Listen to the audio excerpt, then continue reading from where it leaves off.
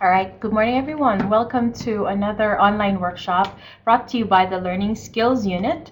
And my name is Nadia Loente, and I'm here to go through this presentation with you today, reading skills for critical thinking. So for students out there who are enrolled in courses that require them to write reflection essays or other types of requirements that require them to read as many as 2 to 3 required readings plus their textbook or course books.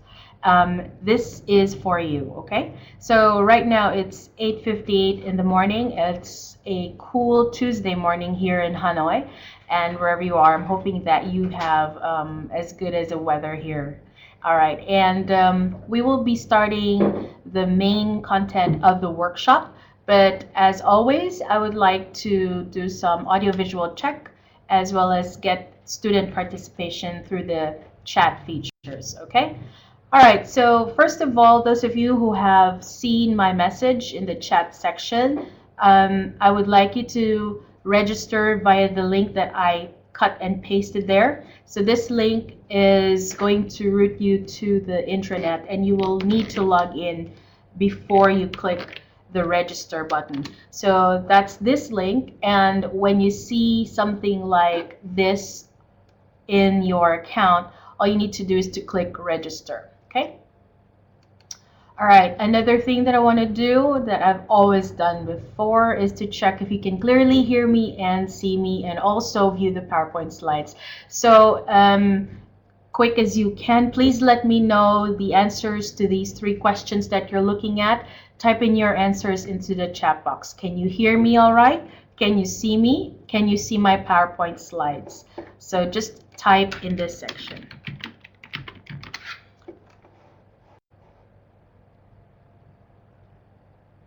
All right, let me know which ones you are not able to access so we can make adjustments. You have about a minute to go.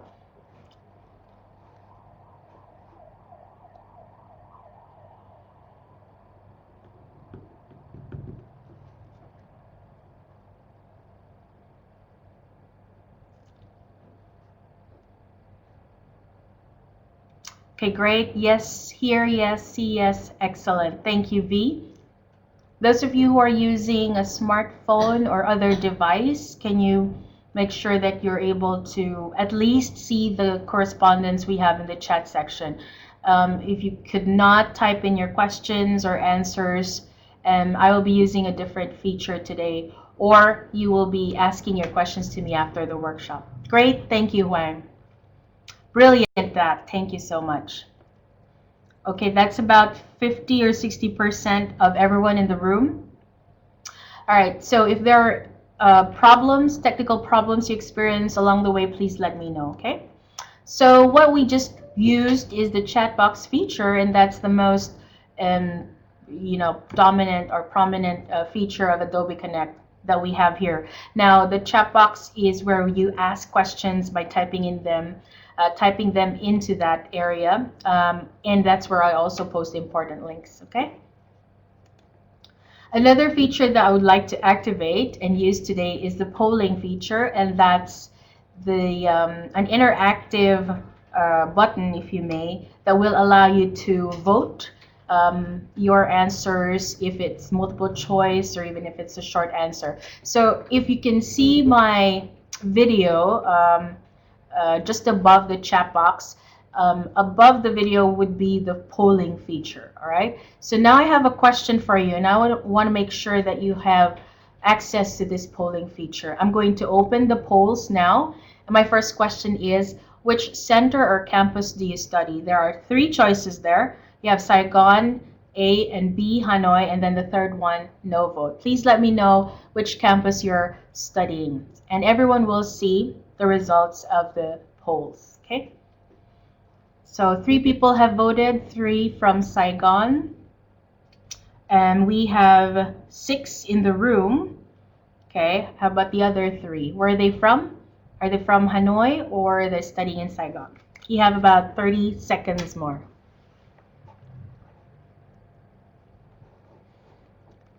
All right, welcome, Song Hyun. All right, I hope I pronounced your name right.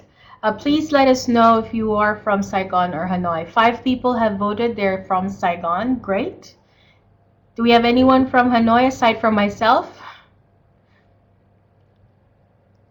All right. So let's broadcast the results. Okay. So just above that video section, you can see that 4 people are from Hanoi, from Saigon, and the others haven't voted yet. Okay, so that poll is still open. You can vote while we're having the webinar, and I will still use that feature in other parts of the workshop. Thank you. The discussion notes section is just next to the chat box feature, and this is where you find important information and links that I have put there. So things that are related to the topic as well as my contact information. This will allow you to be in touch with me even after the workshop. Okay? All right. So let me move on to the main topic. Okay, so it's 9:04 in the morning, and today we're going to talk about reading skills for critical thinking. And for most of you, you have joined this webinar because you have courses or subjects that require you to read a lot and require you to understand theories or other topics that relate to your courses, and to come up with a requirement or assignment that will showcase your understanding of the materials. So let's go ahead and talk about critical reading. Okay, today's objectives include briefly discussing or knowing about critical thinking and what is involved in critical reading. So critical thinking is just one of the 3 components of critical analysis, right? And critical reading is a process, a part of that component, a part of that process that will help you understand what you're going to do with your assignments. Okay.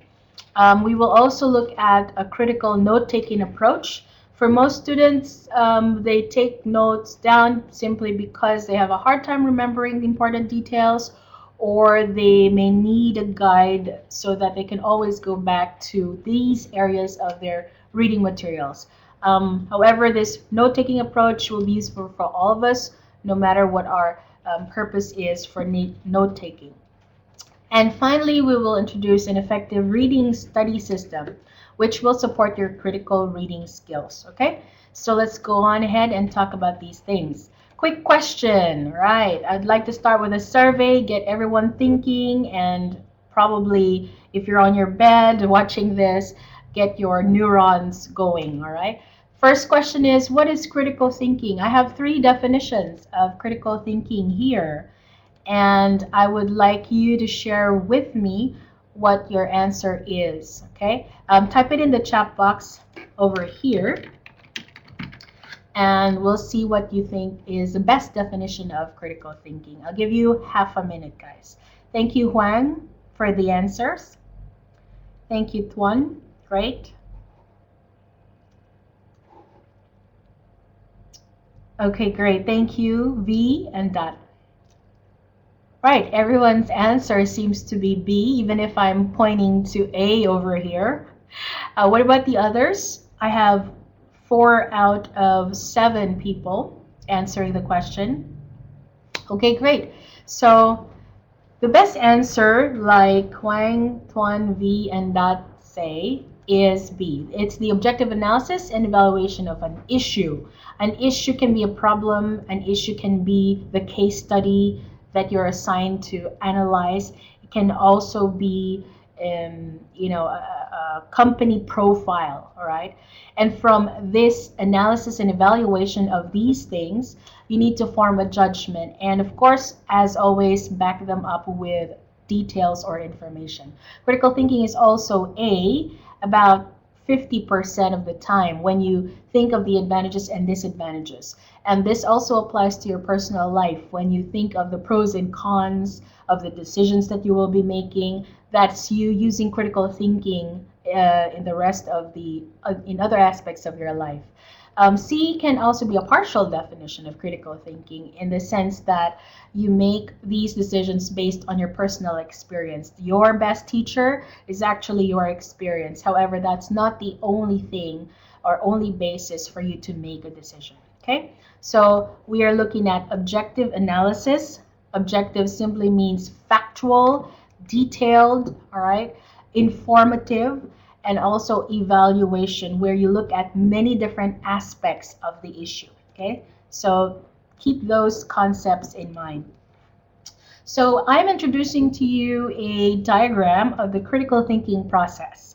So simply, the diagram tells us that we need to have a source of information, which is what we call the input, and we need to be able to use these sources of information and analyze and evaluate what we get out of them, and at the end of the process be able to produce something from what we understood from the sources. And that could be in a spoken form, like a presentation, or in a written form, like an assignment, a report, a group project, an essay.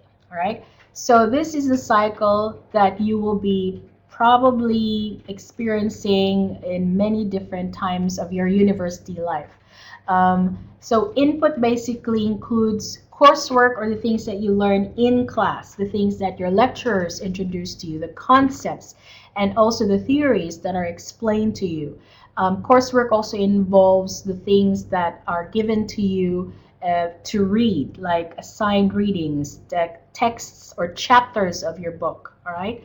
Research, that would mean other things that you find on your own in the library, or when you browse the internet, when you search for the topic, when you use a keyword and search or Google that in the internet. So those things are considered input. But of course, experience is also important.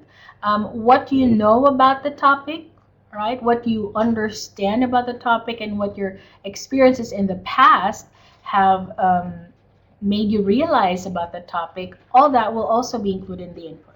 Now, critical thinking is where you put all of these together and you see the relationships among them, okay? And you analyze if they are sort of supporting each other or contradicting each other, or are the causes and effects of each other, and you evaluate these things, okay? And you look at which ones are more important, which ones make so much impact, and you also look at the trivial things that might be worth mentioning. And all of these things, of course, need to be put into paper or presented in class, okay? So in that diagram that I showed you earlier, critical reading actually happens somewhere over here, all right? Right smack in the middle of the diagram, okay? So as you think and you read, you are analyzing, evaluating these concepts, okay? All right, so before we go to ways for you to be able to think critically, I would like to simply ask you this question. Why is critical thinking important for you? Well, as you see on the slide, RMIT is an academic environment. It's not like in high school or grade school where we are expected to receive information and simply accept information, and at the end of the semester or in the middle of the semester demonstrate our understanding of the concepts or information by taking tests, submitting assignments and projects. In RMIT, whereas in other universities all over the world, you need to be able to make a decision or propose an opinion, all right, or express yourself. I would like to use that expression to make it more fun, not too serious, and be able to use what you know by applying critical thinking skills. So in RMIT, we need to be able to read critically and form our argument. What is the main thing that you realize after reading those passages, those reading materials, those course books and textbooks, and how do you express what you realize, or how do you present your insights, all right? And eventually you will be writing something critically, like an essay or a report, but this is going to be in a different workshop altogether, okay? So we need to be able to have this skill before we can even write our assignment, okay? So if most of you are here because you want to know how to understand or how to write things, the most important thing first is to know how you read things. Okay? All right. So critical reading, what is it, right? There are many other types of reading. We have skimming and scanning, extensive reading, all right?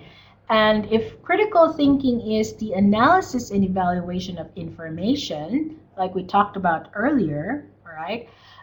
What ways is critical reading different from skimming or scanning or extensive or pleasurable reading? Some of you may have an idea. Please share with us what you think is the difference between critical reading and other types of reading. Type it here in the chat box, and I'll give you guys about 2 minutes to share your ideas, okay?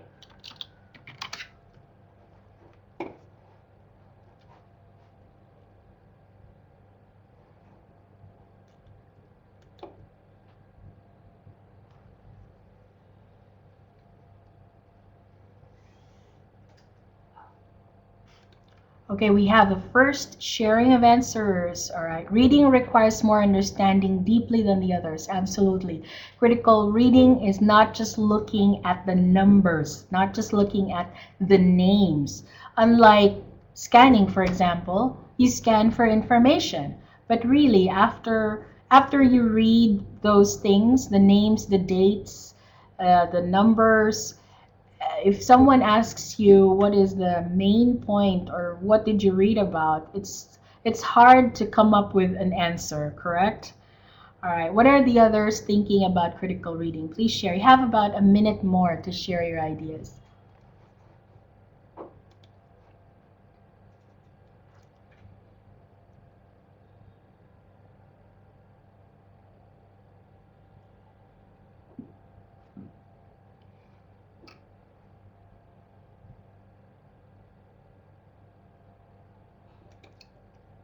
All right, we have from Tuan again, scanning or skimming, I think, require to take the key points or main idea. Absolutely, I agree with you 100%, Tuan. So they are needed together, right? They need to be used together to be able to take the key point or main idea.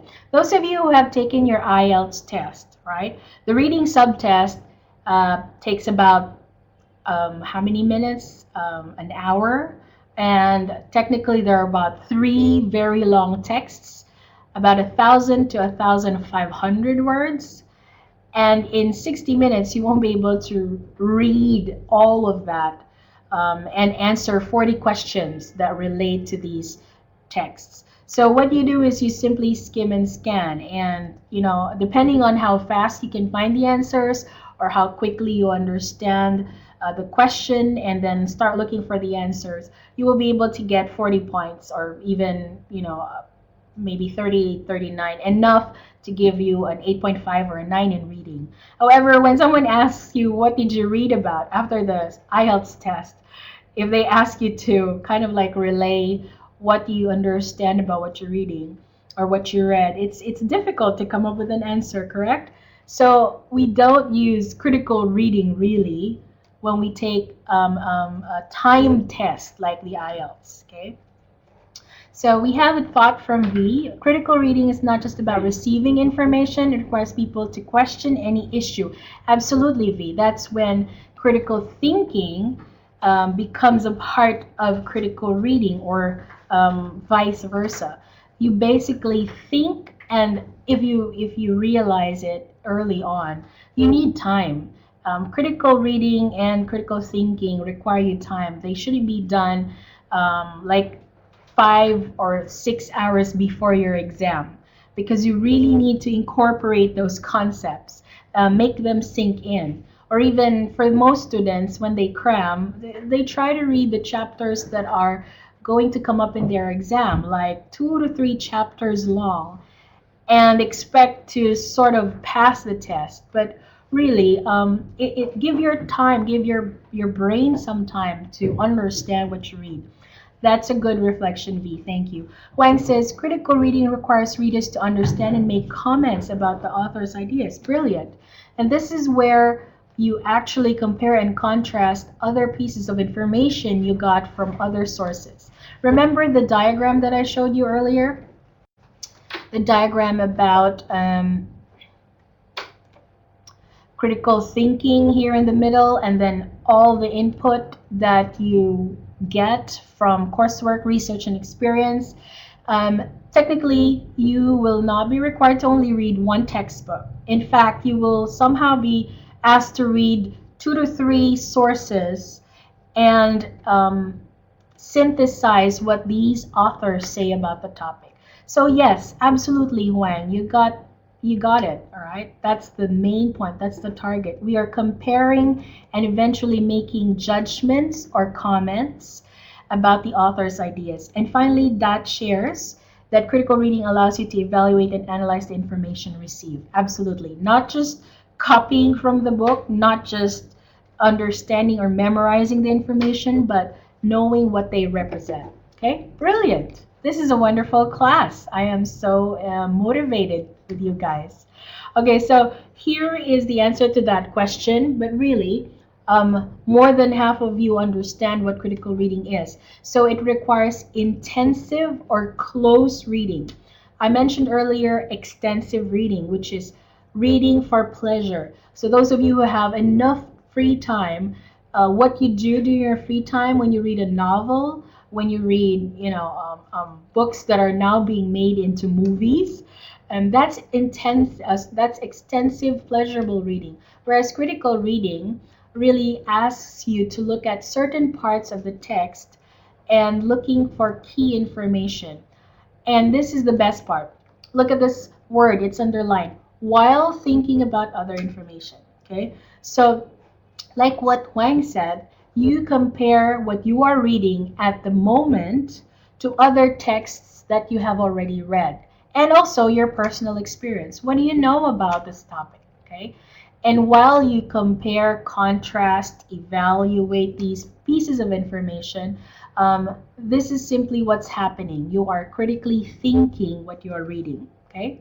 So, at the end, analyzing and evaluating what you are reading as of the moment against the knowledge that you already have. Of course, you can't expect to know everything. That's why you're constantly searching for information, because there are gaps in your learning that you need to fill in. Okay?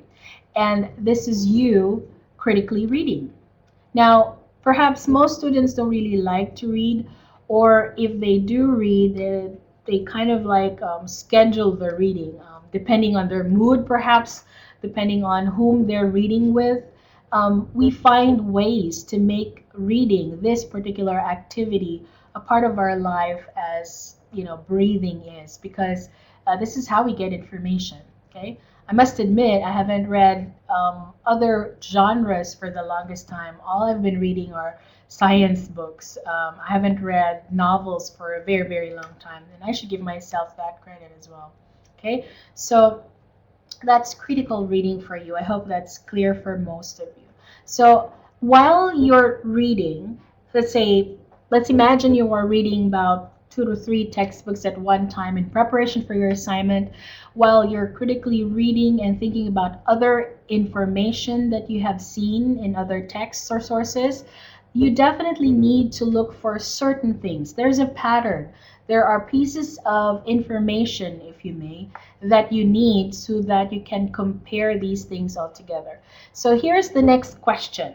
Here's the next survey question. All right. In order to effectively evaluate what you're reading, what do you need to find out? What do you need to look for? There are about 5 or 6 of them. So I'll give you guys about 2 minutes. Share what you know. Okay? Type it in the chat box.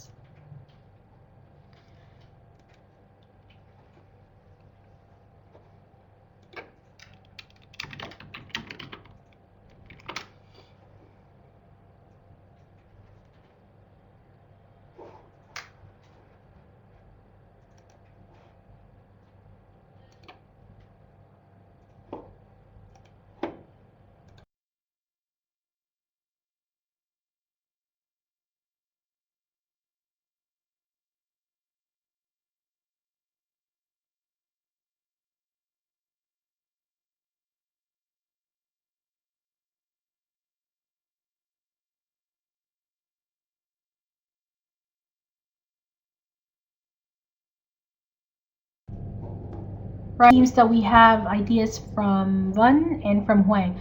Van says you need to look for the author supporting ideas. Okay, great. That's one of the things that you look for. Huang says the main and supporting ideas of each paragraph. Yes, definitely you guys have the foundational knowledge about paragraphs containing at least one main idea. Yes. So what writers do is that they put a main idea in one paragraph, sometimes more than one. And then again, you have very long paragraphs with so many ideas, or maybe just one main idea, but so many supporting evidence, right? So those are the things you look for, all right? Great answers. Tuan says we need to find out what the main idea is that the author aims to share with the readers. Yes, absolutely. What is the one message that that author is telling his or her readers? Great answers, everyone. Thank you. I think that also has an idea. Let's give him about half a minute more. Okay.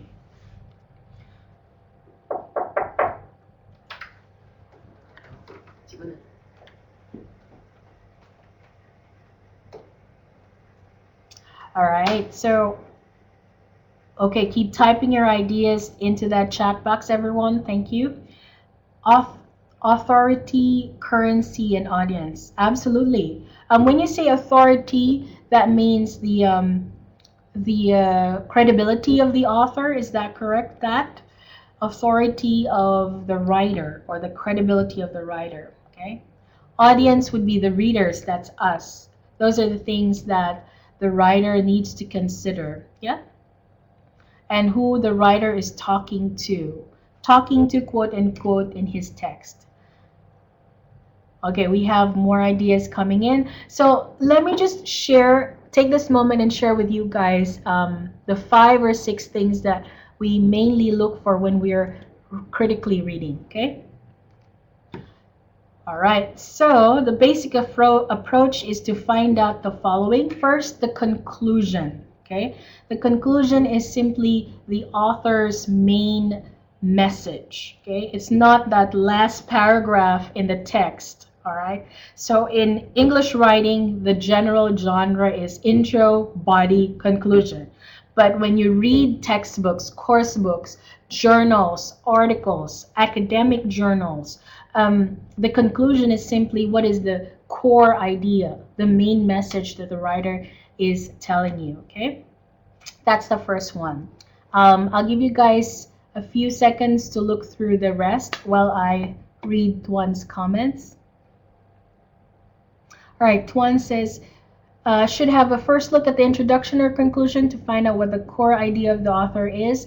Yes, for some texts that works, all right? For some academic texts, the main ideas or the main message are embedded in the introduction and also in the conclusion. Whereas longer texts, longer academic writing, they simply introduce the problem or issue in the beginning and then discuss solutions, points of views in the body of the text.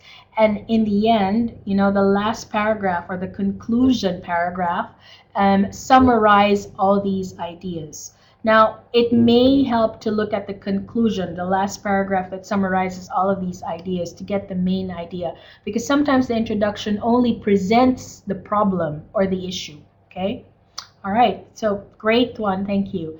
The other things that you need to find out are the reasons or evidence that support the main idea. So if the author says something like, the topic of my article is Vietnamese food is delicious and nutritious, okay? That's the main idea. Now, the reasons or evidence will be what made this author say that they are nutritious and delicious. So there has to be reasons for saying these things. And of course, the author may have used books, cookbooks, even his own experience to provide the reasons as well as the evidence that support his main conclusion, okay? Now, all written materials have strengths and weaknesses. And unlike in grade school or high school where we are made to simply accept or absorb these pieces of information, and we're not questioning the strengths or weaknesses of the reasons or the evidence, in RMIT or in university, in higher education, you need to look and be able to find the strengths and weaknesses of these ideas. So it's questions, asking questions. When you read, you tell yourself, is this what I know? Is this what I should believe? It's a constant evaluation of what you think is the information, right? And if it's valid enough or it's correct, okay? Does this match what other people say about the subject? That's another thing you ask yourself. If you have previously read two or three authors talking about the same topic but have a different opinion, this is what you have. This is what happens to you when you ask yourself, what does author A say about this topic? Or I remember author C saying something differently. Or author B gave more evidence and more reasons for this. So I might not be believing author D or something. Okay. And finally, don't take for granted your personal experience. What is it about your past activities that made you come up with your own conclusions? Like for me, I love Vietnamese food because I have experience eating them, all right? And I know that most of the foods that I've eaten are great because they have different textures, different flavors in one bowl, right? So I'm also considering what I know about the topic. So these are the 5 things that you look for when you're critically reading. The main message, the reasons and the evidence. If the reasons and evidence have strengths or weaknesses, what other authors say about the topic, and what you think is about the topic. Okay? All right, now where do all of those things go, right? So let's simply say that for marketing principles or intro to management, you are asked to look at a case study or a company profile and provide information or a report about them. Now, after critical reading and going through all the required readings and textbooks and course books, and you have identified the author's conclusions and reasons as well as evidence and the strengths and the weaknesses of these reasons and evidence, now it's time for you to present your synthesis or understanding of what you have read. And this is where writing critically comes in. And this is now you, the author of the assignment, presents his argument or conclusions as well as reasons and evidence. Okay? And being able to select or organize the reasons so that your writing is not just cut and paste of all the ideas that you got from different sources. You have to sort of like plan how you're going to present what you realized while you were reading these sources. And of course, grammar and vocabulary in consideration. Use language effectively. Okay? So now you see this is a simple representation of the diagram I showed you earlier. So without critical reading, writing critically is not going to happen. Without you understanding what you have read, you won't be able to write down your own ideas. Without looking and finding the important message or main message of the authors and how they relate to the theory that you study in class, this is going to be, writing critically is going to be a challenge for you. Okay? All right, so input and output, their relation to each other. So now that we have identified the overall argument of the authors that you have read about, this is simply being able to find the overall argument or line of reasoning or set of reasonings that will support your essay. Okay, so the overall argument is the writer's point of view or position or main message. What is he trying to say? What is his position, all right, in the topic? And of course, in the body of the paragraph, or in the body of the essay, or in the body of the text, you will find the reasons and evidence that support that. Now, As you read, you keep asking yourself these questions as you evaluate the reasons that the author presents. What are the main things that the writer wants you to accept? So perhaps if the writer is someone who's trying to convince you of new ideas or explain to you the topics or theories or principles, what are the things that he presents to you? Okay? And what reasons do they present to encourage you to accept their ideas? All right. So basically, um, perhaps a pen and a paper, a piece of paper, will be nice to have while you're critically reading. Okay. But later on, we'll find out that sometimes you need to read. You need to have a first reading, a second reading before you even take down notes, because basically what your understanding is of the text is more important than your notes. Okay. So here, when we evaluate the author's reasons, you ask, or we look for the strengths and weaknesses of the argument. Okay, so when you evaluate the reasons for, let's say, the author saying Vietnamese food is delicious, or maybe let's consider something more difficult. The Vietnamese educational system has evolved in the last 10 or 20 years. What are the reasons that he presents that are very, very good in convincing readers that the educational system in Vietnam has really changed? Okay, so make sure that these reasons make sense. It's not just a personal opinion. It's not just a fad, or it's not just, you know, um, survey results. Okay, there should be supporting evidence for every reason that the author gives. And when you look for the weaknesses, look at the loopholes. What doesn't make sense? If he provides data in about 90 or 80% of the, let's say, public schools or universities in Vietnam, all right, this is still in relation to the Vietnamese educational system, for example, and he only looked at the public sector and not really did research on the private sector, then it's a one-sided argument. Okay, it doesn't look at all the angles, all the different aspects of the educational system of Vietnam to say that it has really evolved or changed in the last 20 years. So there are some flaws that you will find as you read along, and also the missing evidence. Okay, given all these reasons, what are the evidence or pieces of evidence that research will support it? Okay, so has a survey been done? Have other people taken the initiative to do research on the educational system of Vietnam? What have they found out? So these types of weaknesses or flaws will be evident if you have, well, let's say initially an extensive understanding of the Vietnamese educational system. Okay? So a lot of things happening here.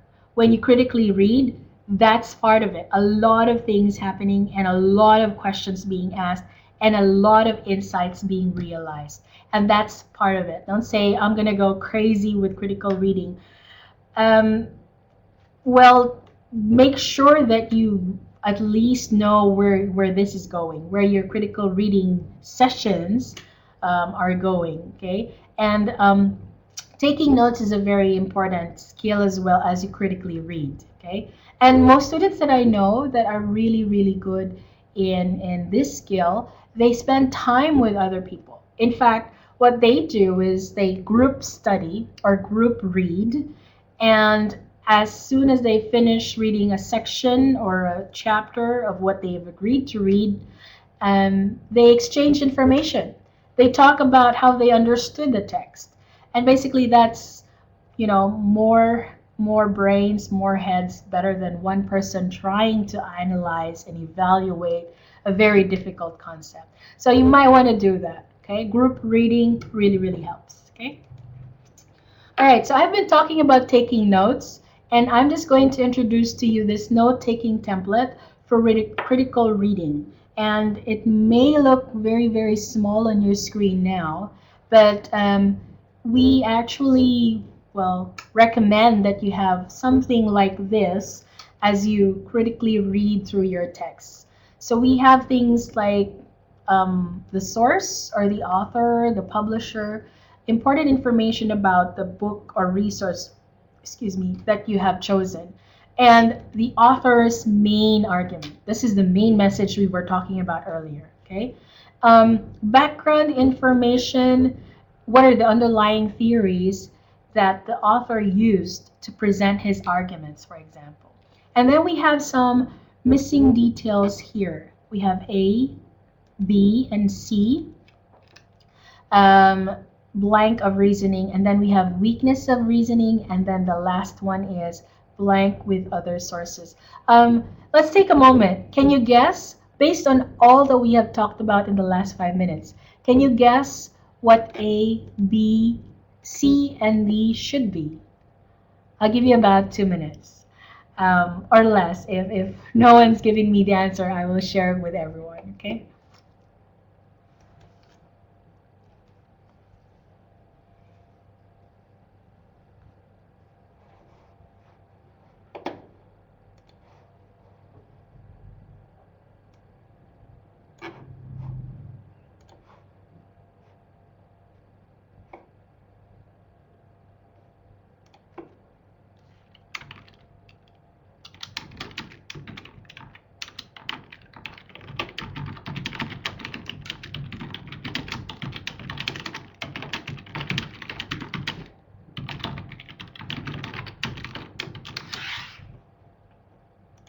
Wow, that's a lot of answers, everyone. Okay, so A. Uyen says A is structure, B is strength, C is weaknesses. Okay. V says C should be strength of reasoning. Okay. D, according to V, is compare with other sources. Right. You guys are getting this. I love it.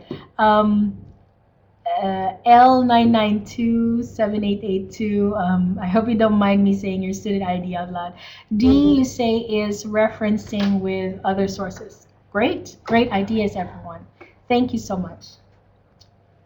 All right, so let me share with you the answers. Let's check. All right, there you go. So A should be conclusions, B should be supporting reasons, and C, strength of reasoning.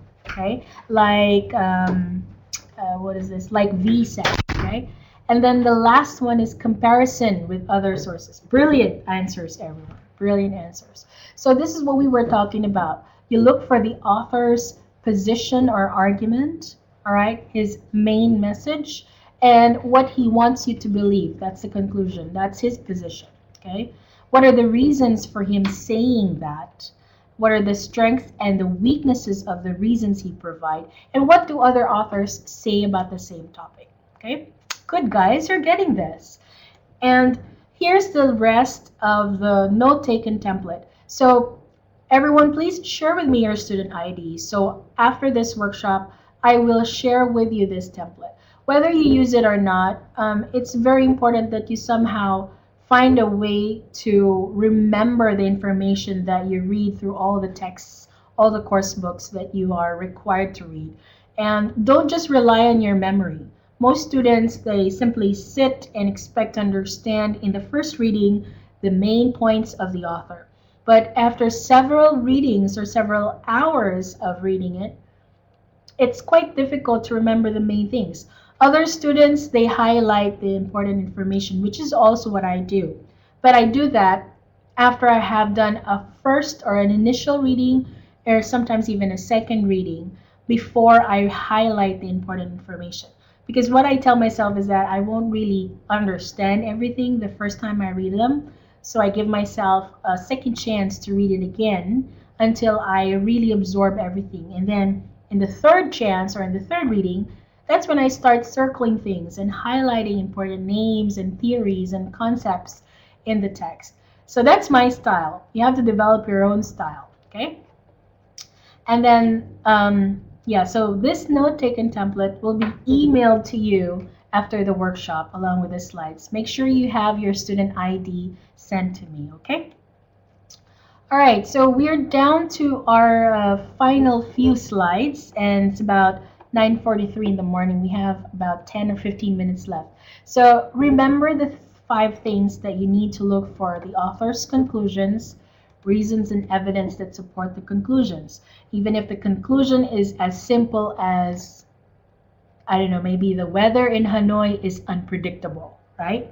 So if that's the author's main message or conclusion, the weather in Hanoi is unpredictable. He needs to give reasons and evidence, all right, that support that conclusion. And of course, strengths and weaknesses of these reasons and evidence, and what other authors say about the subject. And what do you think about the topic? Okay, so if you haven't been to Hanoi, the last item may be a struggle because you don't have any idea how unpredictable the weather is in Hanoi. But you can always refer to other people's opinions and experiences about the topic. Okay. So this morning I promised that we are going to look at a reading or study system.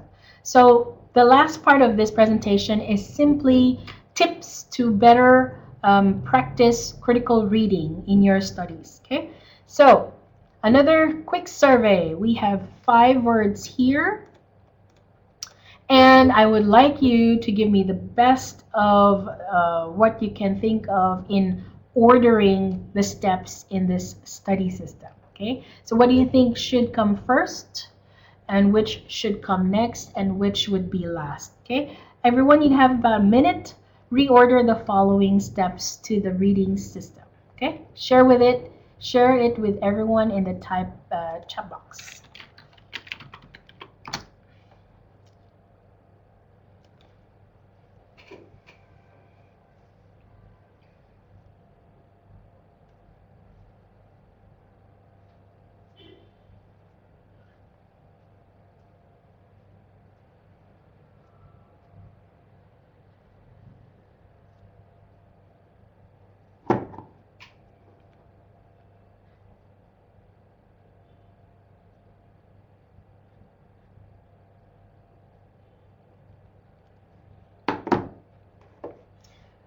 Right, we have answers from Win, from the English student one.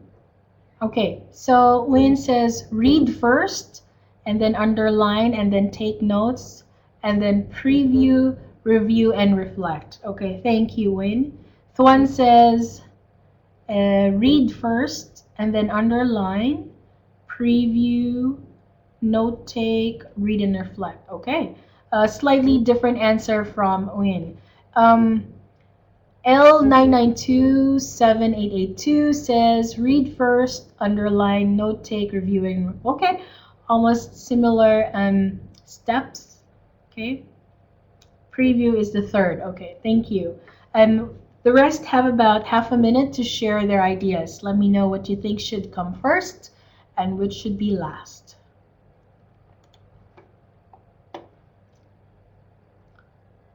Okay, 15432. So according to Chen, read first, underline, preview, review and reflect, and note take. Okay, this tells me a lot of things about students, right?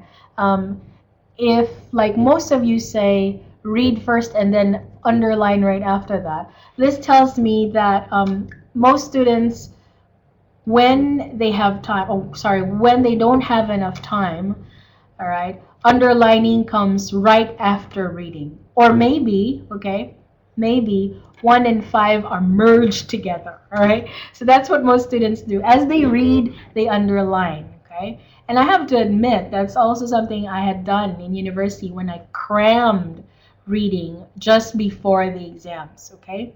Now, if you have the time, this is actually what the reading or study system should be, okay? All right, yes, merging reading and underlining is okay for me. That's correct. And most students do that to save time, all right, to be more efficient, okay? But have a quick look at this, okay?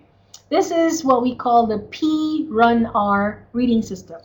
So basically, what we need to do first is to preview the text to gain an overview or the argument or conclusion of the author by, I would say, skimming through the text, not really reading it yet intensively. All right, skimming through the text. And again, you would think, oh, but I don't have enough time to do this. Well, yes, because maybe we read or we schedule our reading just very, very close to the deadline. Again, everyone here in RMIT have access to their Blackboard and can see the summary, the course description, and a list of the reading things or reading materials that they are required in the course, right? That's at the very beginning of the semester, the first week of the semester.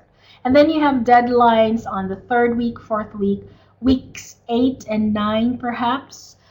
And I would say you have enough time to do a preview, okay?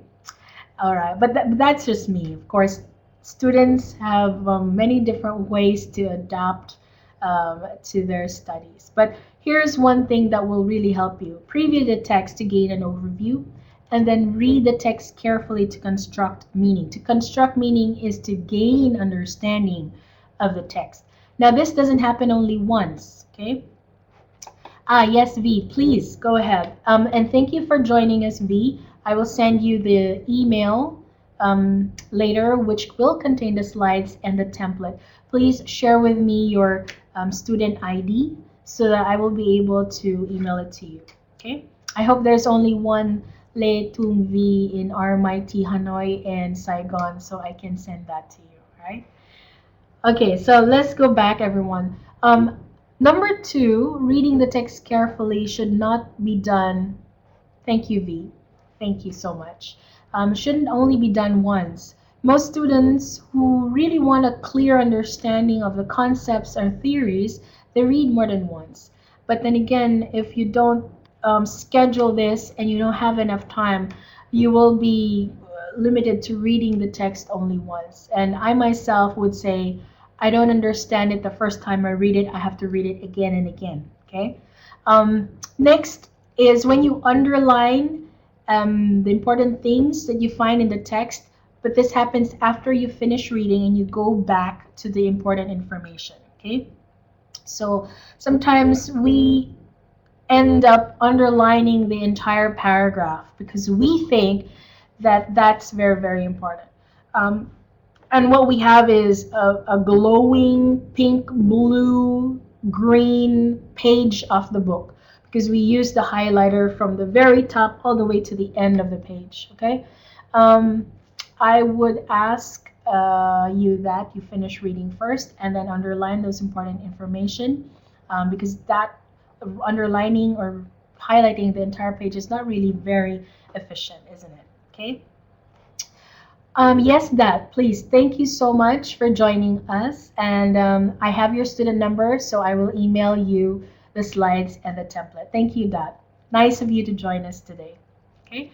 The fourth step is to take notes. And this is what we were talking about earlier. We have the template, and this will help you compare and contrast the ideas you find in one book with another idea or concept you find in another book. So if you have multiple copies of that template that I showed you earlier, it's going to be easy to juxtapose information you find in 2 or 3 different books. Okay? So notes should be in your own words. You don't need to copy what you will eventually have access to. You just need to express it in your own words. Okay? And of course, you need to reflect and review these important information as well and find the connection between them. Okay, so one student that I know uses the template and it helps her save space on her desk or table because if she has like 3 or 4 books on her desk, it's overwhelming.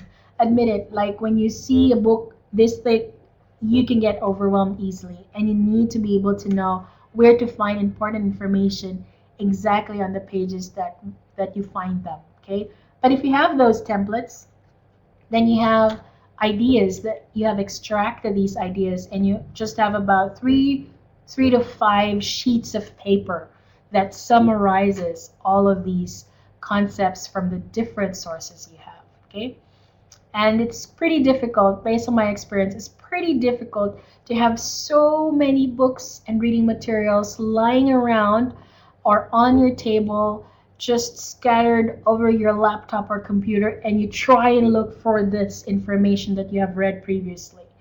I found myself several times saying, oh my God, where did I see that information? Where can I find that again? So that's what we're trying to avoid, really.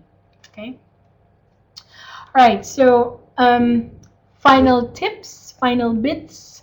Um, Please try and read without a pen in your hand. Remember the first time that you read the text carefully to construct meaning, try and read without a pen in your hand.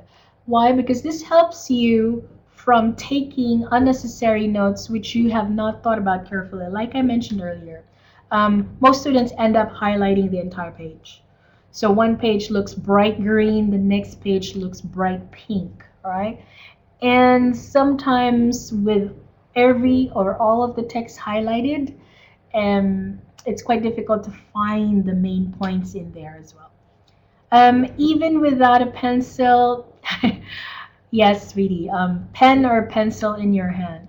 Um, what I do is I try and keep all those things first and then spend time with the book mainly. Okay. And as long as you have access to the book, you don't have to worry about ideas flying away, right? Or at least losing what you have understood right after you close the book. As long as you have access to the book, and as long as you schedule a time that you will read it again, or at least underline the concepts again, then you'll be fine. Okay. So give yourself time to comprehend the main ideas first. Okay. Try not to multitask a lot. That's what 30 billion of us are doing on this planet, multitasking. And for some, it works, but for most, the essence or the main points or main ideas are essentially lost in the multitasking activities. Okay. All right, so I would like to say finally that critical reading involves reading while thinking about other information. And this is where you actually have what I personally call your eureka moments. So, for example, you're reading a text and you suddenly remember, oh, this is what this author was talking about. So I would pause in my personal study, I would pause and write down, this page that I found in the book, and then also write down the other author who talked about the same thing. Okay, so it's going to be easier for me to go back to these sources and then just be able to take note of what they have talked about. Okay, this practice leads you to analyze and evaluate all the information in order to form conclusions. Remember, critical thinking is not just presenting one side of the story. I mentioned that earlier, that effective evaluation of an issue is really looking at it in different angles. Okay, so try to be as well-rounded in your reading as you can. And even if like 3 out of 5 authors say the same thing, 1 or 2 other authors will be presenting a different perspective. And that's the beauty of your role. You need to present all of these 5 authors' perspectives in a way that you present it, as an assignment or as a report that clarifies everyone's idea about the topic. That's your role as the student, okay? All right, so a quick review. Remember, P, run R, okay? Preview it. Hopefully you have time, or you may make time for this before you start reading to get the main idea or for constructing meaning of the text. And then read twice. For most people, I would. And then the third time, begin to underline the important information. As you underline, make sure that in your mind you are also constantly remembering what you have found in other textbooks or course books that you have read. And then in another session, begin taking notes using the template that we have suggested, or other notes or lucky notebook that you have that helps you to reflect on these things. Yes, Win, go ahead, please. If you have a 10 a.m. class, I will send you all of these things after the workshop. Okay? Thank you too. And I'll see you next time. I will be sending this. My target is really 10 in the morning to finish this workshop. Thank you. Bye, Uyen. See you next time. And then finally, reflecting and reviewing what you have taken note of. And this synthesis process will help you plan your essay or your assignment for that matter. Okay? So another review. Critical reading involves all the following: being able to identify the author's conclusion or position or point of view, and being able to find the reasons that support his conclusions, and looking at the evidence that support these things as well, and evaluating the strengths and weaknesses of both the reasoning and the evidence. And after you have critically done your part in reading all that information, it will be your turn to present your argument by writing critically. Okay, so form your arguments well based on the conclusions that you have found from several resources and the reasons and the evidence that the authors have presented to you. Organize or outline these effectively so that you are able to present your ideas in a very easily understood or readable manner. Okay, and of course, check for grammar errors, punctuation, vocabulary. All that happens at the end. Okay. All right. Does anyone have a question at this point? Thank you so much. Yeah, I try to make sure that I still have a voice at the end of 60 minutes. Thank you. All right. I'll give you about a minute or half a minute. If you have any questions, please feel free to ask. And if you don't have right now, and then you have more questions after the workshop, you can definitely email me your questions using this work email that I am posting. Okay, that's how you get in touch with me. And I would like to remind everyone that today this is what we had: reading skills for critical thinking workshop. And on Tuesday and Thursday last week, we were able to talk about studying groups and study tasks. Now, this Thursday, we will be finding out how to use our research effectively. So remember, guys, when I talked about using the template and you have 4 or 5 sheets of paper with all the information you have found in your reading, the next step would be using that and drafting your assignment. So if you have an assignment due next week or in the coming weeks, this workshop is for you. Okay? Yes, I will send the materials to everyone. Thank you, Tuan. Thank you also, L9927882. I will be sending this, all of these things, the template and the slides and answers to your questions after this workshop. Okay? Please take note of all our future workshops for this semester, all happening from 9 in the morning till 10, either on Tuesdays or Thursdays. Okay?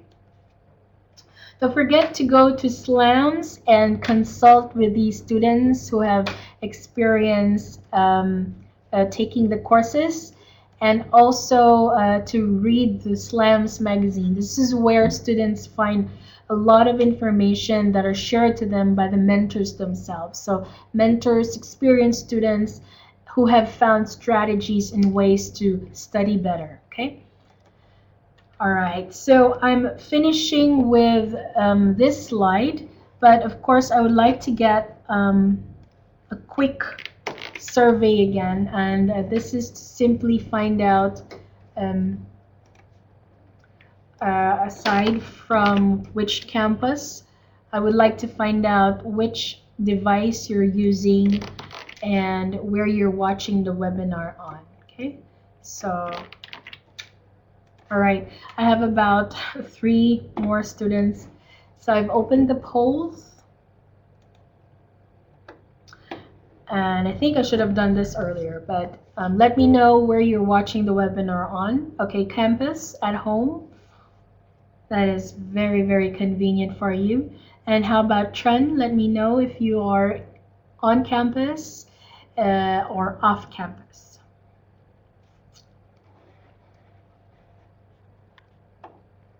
Okay, thank you. ELRC in Hanoi, great. All right, so that's it for me. Thank you to all of you, and let me know also if you want to receive a recorded copy of this video. Okay, I've recorded everything from the very beginning, and if you need to go through this again, let me know as well. Okay, thank you, Chen. And I will be signing off. It's 10:03 in the morning. Thanks, everyone. I'll see you again in future workshops. Goodbye.